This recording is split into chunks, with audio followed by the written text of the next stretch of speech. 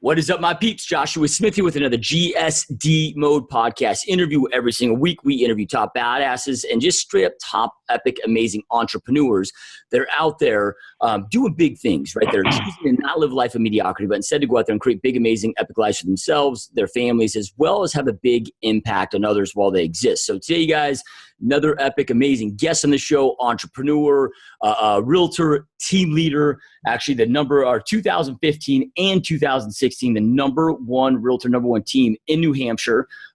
His team is successfully now sold over $325 million in gross volume sales. So really stoked and honored to have Adam Dow on the show, my friend. Oh, happy to be here.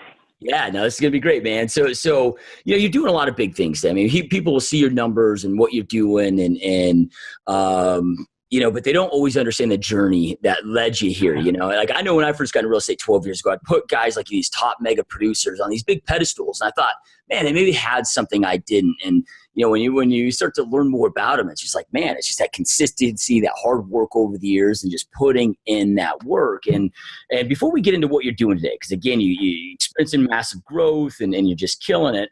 I'm really intrigued in your journey. You know, like, well, I mean, if we rewind the clocks, what led you into real estate in the first place? Well, it's actually a pretty funny story. I was on monster.com. It was the year 2003. Basically, I worked for a company that was doing a .com in the era that everything was .bombing. So my company, I could see the writing on the wall. The company was about to go out of business. So here I am on monster.com looking for jobs. And at the time, the job market wasn't that great. So I'm thinking, you know, I'm applying for these jobs that I'm overqualified for and not even getting those ones. So I clicked on an ad that was Coldwell Banker, and they said, we're hiring. You know, at the time, I had nothing, no research into real estate, really nothing. And so I called the phone number, and the guy said, come on in. It's in my hometown. I grew up in the town I serve.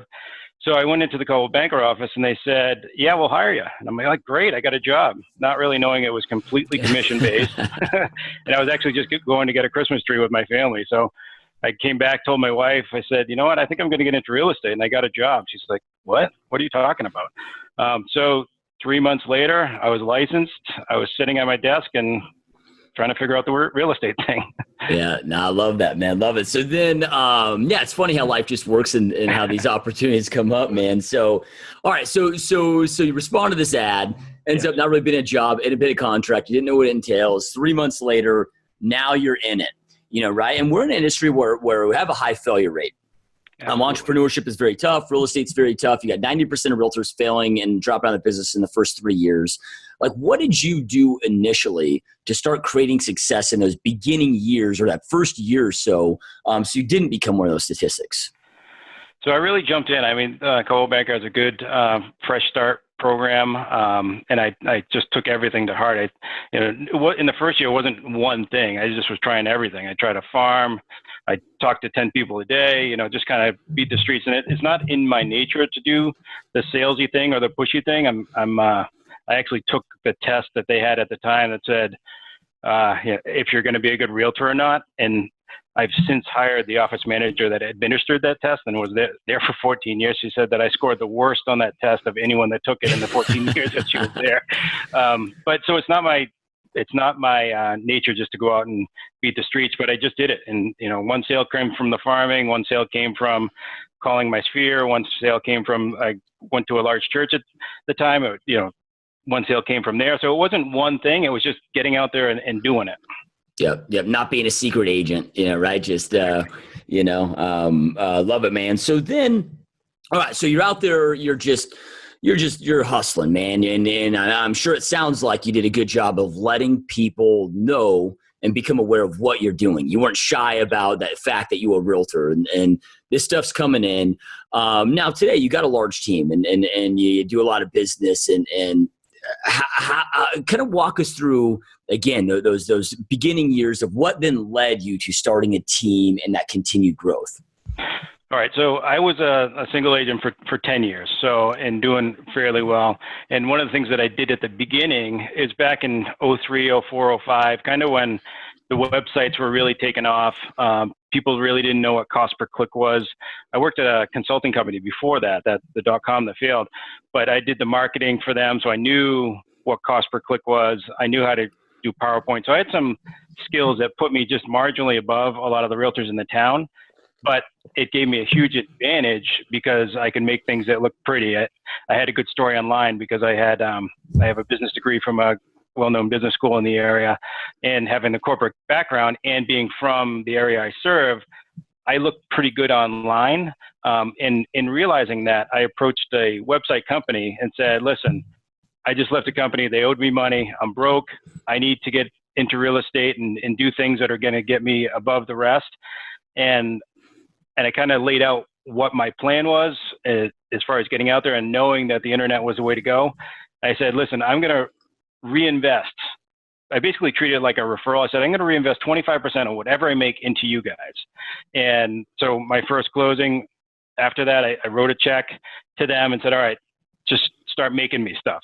And at the end of it, they made me 5 websites. They did some cost per click advertising for me. It put us on the same side of the table, and they were excited because I used to meet with them once a week, and they would basically test things on my website. And so like 2006, I think I paid them $77,000 because it just worked out so well. I mean, it was a perfect storm of the right story to tell. There wasn't a lot of people that had the websites at the time, and it was a good competitive advantage for myself just getting into the area or getting into the field and not having a lot of competition online. Yeah, I mean, you really had the foresight. It seems like, because I got in the business in 2005, and it didn't seem till like, I don't know, about 2010, maybe even 2012, that people started really grasping, like I've got to have this huge online presence. So right. you kind of saw the writing on the wall way before everybody else did. It was definitely a turbo boost for me. Like basically, I was number 1 in the town in 2006 that I served, and it was a lot of things coming together. The story to tell, like I serve on Lake Winnipesaukee, which is a giant lake. It's 44,000 acres. It's got 8 towns that surround it. The Marriotts have about 30 properties here. Mitt Romney has a house here. So there is a big price point here. So I was able to basically step in front of the listing agent that used to get all the leads, because now I had the website. When someone typed in Lake Winnipesaukee real estate, I was the person they were seeing. And I didn't have my listings up there yet because I didn't have any. I was begging and, asking the other agent, hey, can I promote your website or your property? Because I've got this great website that's up and running. Yes, this was like pre-IDX feeds, right? So it was like when IDX was just coming in. So my first website I built myself, and I just pasted a picture up there.